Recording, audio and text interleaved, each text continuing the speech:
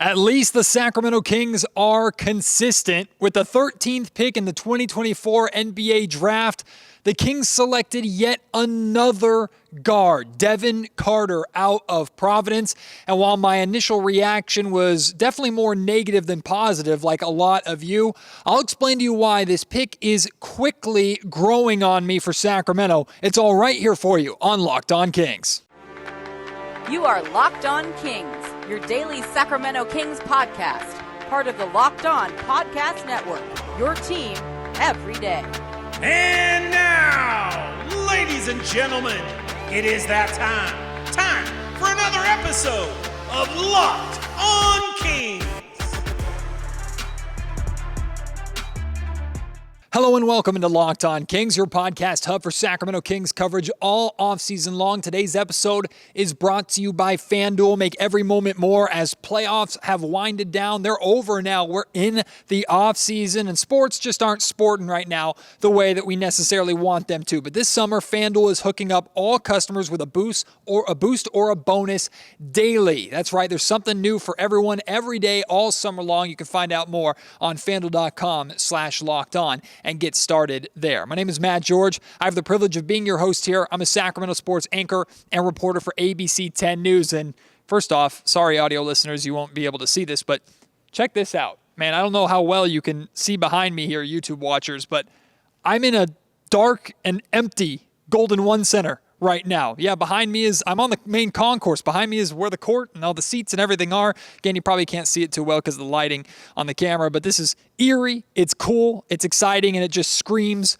off-season. Right now, connected to the Golden One Center itself is the Kings practice facility and the front offices, where the Kings decided to, once again, draft another guard. With the 13th overall pick, Devin Carter was a selection out of Providence. Now, first and foremost, let's get into what the Kings are getting in Carter before we talk about the initial reactions to the pick and the Kings taking another guard. And I'll specifically share with you why this pick is very quickly growing on me for the Sacramento Kings.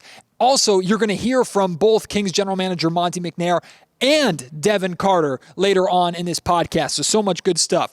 Who is Devin Carter? Well, he's a 6'2", 195-pound guard out of Providence, was one of the Friars. So now the Kings have a Friar and a Monk on their roster. However, even though he's 6'2", he has a 6'8", nearly 6'9" wingspan. So he's got a very long wingspan for a guard, which helps him on the defensive end. He's also 22 years old. Kings general manager Monte McNair has a type: older guards. From Tyrese Halliburton to Davion Mitchell, now to Devin Carter. He loves himself some older guards, and he stuck with it. Who is Devin Carter as a basketball player? Well, he is a relentless on-ball defender. He is the guy that will attack you while you have the basketball in your hands. He takes he takes a lot of pride in his defense. He takes it very seriously. He also seems to take it personally if you score on him or even get by him.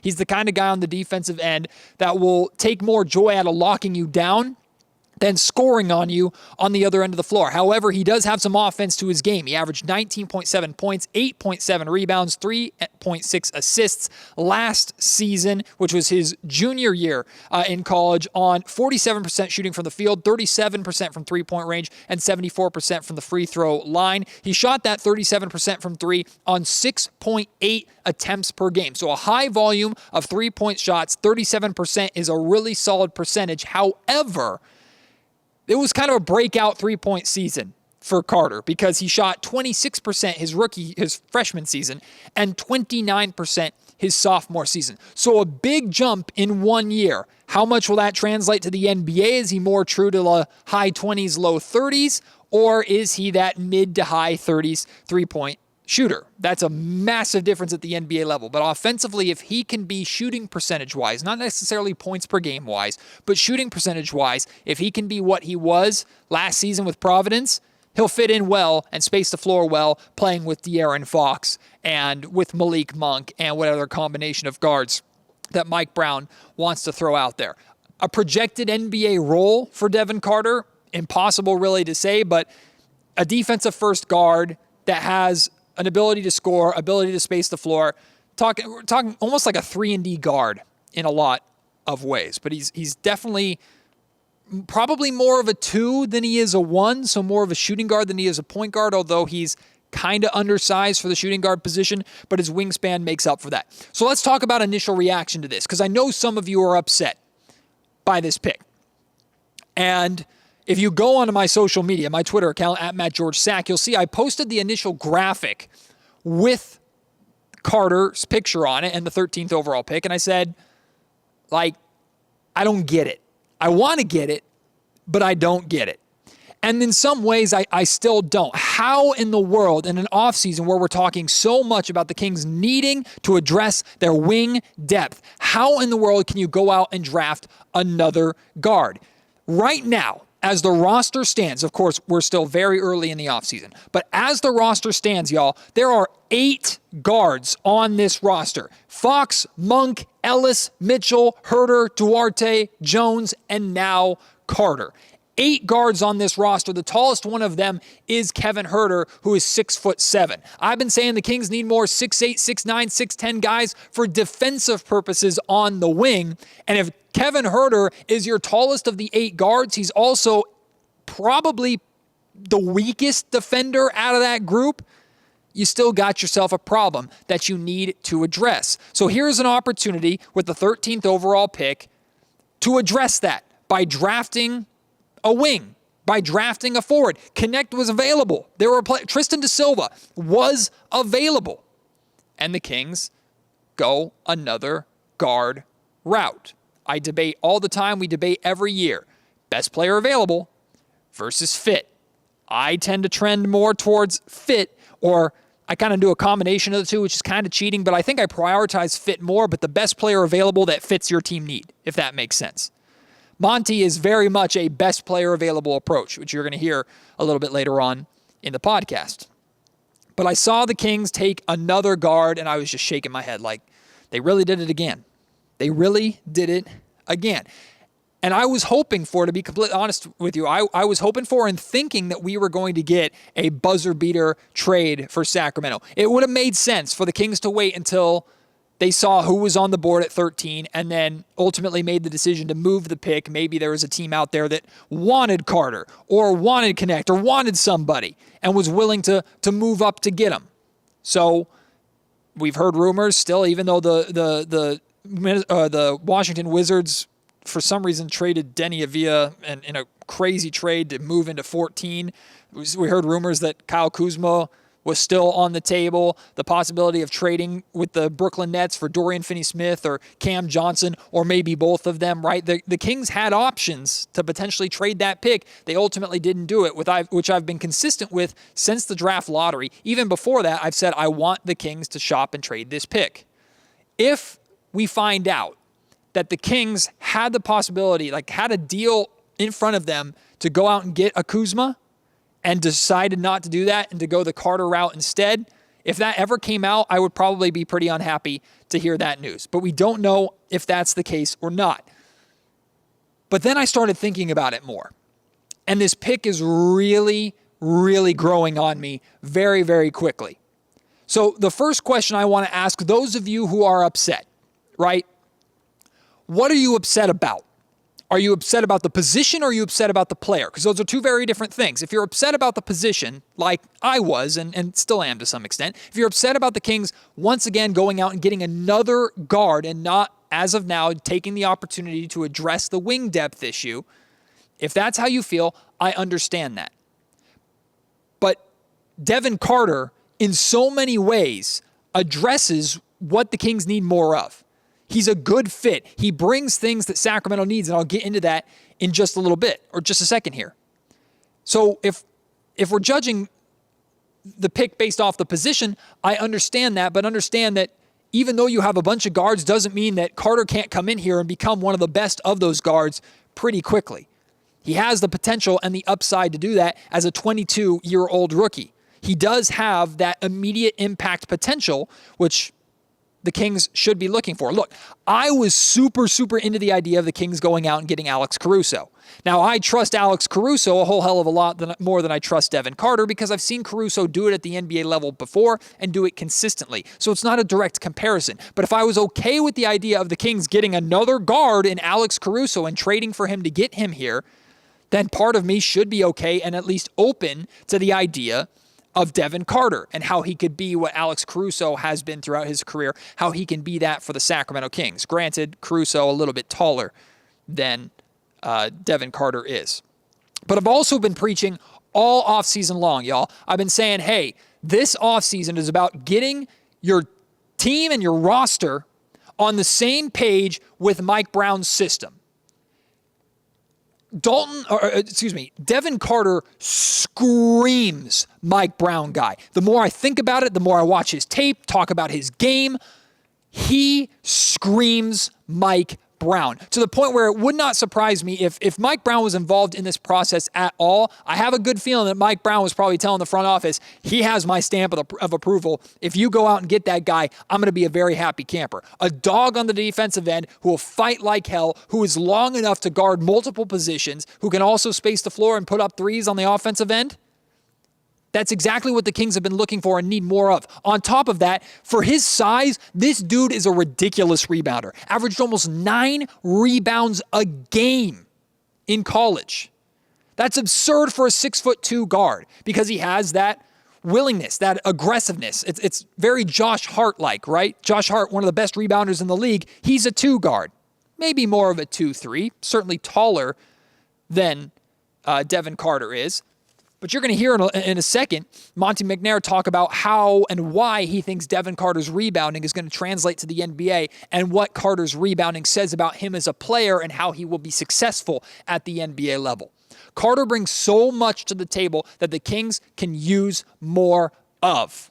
And that's why I think they're very excited about having him here for the long term.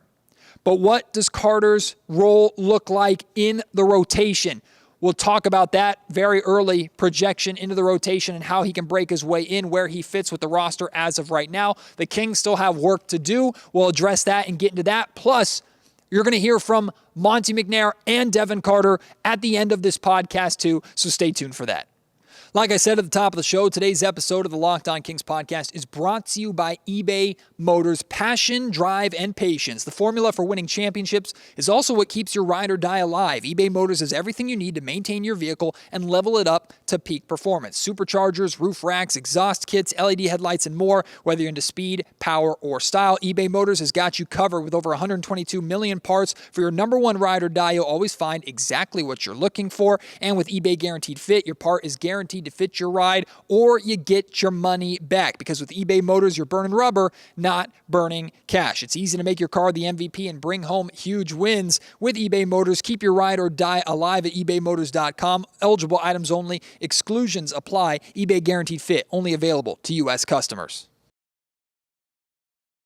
We still have months in between tonight and the start of training camp. And over that time, the Kings have roster finalizations they still need to make, moves they for sure still need to make. We'll also get the context of the California Classic and Summer League, which Devin Carter is expected to play in as a rookie. So what I'm talking about right now might change by the time we actually get to training camp itself. But very early on, projecting how Devin Carter can fit and work with this roster today. Going into training camp, we have to expect that he is going to be behind both Davion Mitchell and Keon Ellis. I leave out De'Aaron Fox and Malik Monk because that's kind of a duh, right? But if there are similar players on this roster, Carter fits in with kind of that Keon Ellis, Davion Mitchell group, where kind of the backup guards, I know Keon was a starter, and maybe Keon holds on to that starting spot, maybe he doesn't, but these defensive-minded, defensive-first guards who make a big impact on that end that can also hopefully fit in consistently on the offensive end of the floor. He's in that group. However, I don't think it's absurd at all to go into the training camp and expect Carter to have a chance at earning a day one consistent rotational spot. Now, there are some people that believe that Carter, one of the reasons why the Kings drafted Carter is because not only do they see his potential to help them win right away, they see his potential to grow into their everyday starting two guard that they still haven't really found. Some people believe that can be Keon Ellis. Some people think if you had a guy that was just on a two-way contract as your starting shooting guard going forward and you're trying to win a championship, it's probably not going to be good enough. Time will still tell on that. Keon's still young, still has a lot to show the Sacramento Kings, and I think we're all interested to see how Keon looks now that kind of the hype of last season's breakout year is over, and if he gets an everyday starter role or everyday big rotational minutes role, what that looks like for a full 82-game season and hopefully a playoff run again. So the jury's still kind of out on whether or not the Kings have their starting shooting guard of the future. Some people believe Carter can be that guy. Brendan Nunez from Sacktown Sports 1140, the Kings Pulse podcast, he is one of those guys. He thinks that Carter can be that. And I'm going to have Brendan on the Locked On Kings podcast here in the very near future to discuss that more in detail of why he could potentially turn into that for the Kings. But right away, the expectation should be he has hopefully a legitimate shot to break the Kings rotation, crack the Kings rotation. But in order to do that, as of right now, with the roster the way it is, he has to beat out Keon, he has to beat out Davion, and probably to some extent, he has to beat out Kevin Huerter. But here's the deal. The Kings cannot go into training camp with 8 freaking guards on their roster, not including the ones that they're going to bring in for training camp invites and opportunities that are probably G League players and things like that. You know what I mean? Like, the Kings can't roll in a roster with 8 guards that all have a decent chance of playing NBA minutes, right? They can't do that. They got to get rid of like 3 of them minimum. Maybe Kevin is one of them. Maybe Davion is one of them now. Maybe you're much more open to trading Davion, who's an expiring deal. You might be able to add that to a package with picks and expiring contracts to still go to Washington and try and get Kyle Kuzma. That deal's not necessarily dead. It just wasn't done tonight. And tonight was not the last night to do everything. Monty considers tonight kind of the start of the offseason, certainly not the end. So the Kings have time. The thing is, though, they have to use that time, right? There's been times in the past where we've sat there going, there has to be another move, right? They're setting themselves up for another move, and they don't make it. You can't not make the move, right? You have way too many guards on your roster, and you still have a big gap in your wing depth that you have to address. So the Kings offseason, far from over. They got Mike Brown back, fantastic. They got Malik Monk back, fan-freaking-tastic. They got their rookie with their 13th overall pick, fantastic. You still have massive holes you need to fill, and you have a log jam upon log jam of bodies at the guard position that you need to kind of iron out a little bit. Or, it sounds harsh, but kind of cut the dead weight and use that weight to go out and get you the weight in areas that you need, right? Kings have a lot of work still to do this offseason. Where Devin Carter fits into that, we will see. I'm excited to see him in the California Classic, excited to see him in Summer League and what he brings on the defensive end. What I want to see from him is, can he and how does he separate himself as a rookie in the California Classic and in training camp differently or at a higher level or to a higher degree than Davion Mitchell did when the Kings drafted him 3 seasons ago. Because we saw the off-night potential, we saw the upside on the defensive end, and we were excited by it, but it wasn't anything that really, I mean, I don't know about you, I don't remember being blown away by anything that Davion Mitchell did in Summer League beyond, oh, that looks really good, or oh, that looks exciting, can't wait for that with the Kings. There were certainly elements of that. But can Devin Carter show us, I have the potential to be a starting 2 guard in this league, and I have a potential to help this Kings team make the playoffs right now in a very difficult Western Conference. I want to see a glimpse of that. Hopefully we get that this summer. All right, let's hear from both Devin Carter and Kings general manager Monte McNair. We'll start with Devin. I got the opportunity to ask Devin about playing for Mike Brown. It seems to me Devin is the exact type of player that Mike Brown's system wants more of. So I asked Devin what he thinks about playing in Mike Brown's system, and here's what he had to say. Mike Brown, fantastic coach. Just I see how he treats his players, how the players respond to him. All the players love him. So he's a player's coach, and I love playing for people who are coaches that care about their players first. So just ready to get to work with him. Trust everything that he has going on for the organization, And, he's the head of the snake, so we follow his lead and, see if we can bring a championship back to Sacramento.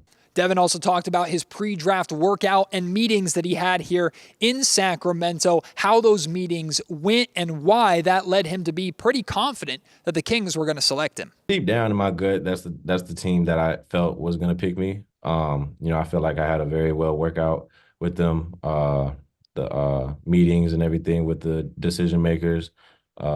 Everything was just perfect in my eyes, and I think we all clicked, from the meetings and just them seeing me play in person, my competitiveness, and just the person I am. I think everything was just meant to be. So here we are.